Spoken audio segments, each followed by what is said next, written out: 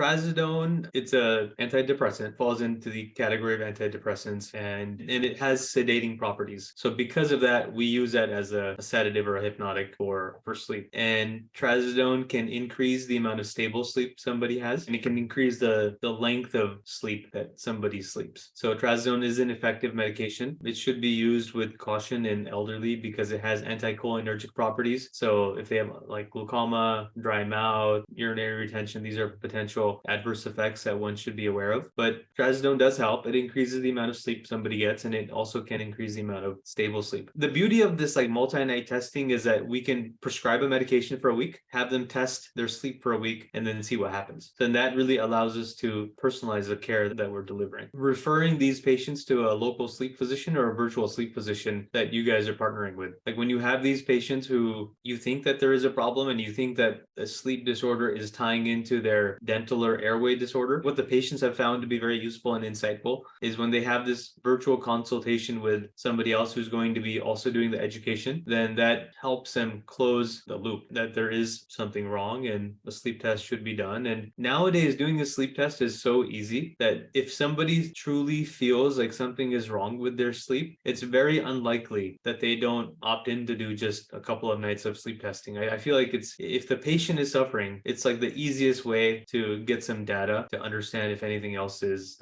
wrong or could be driving that.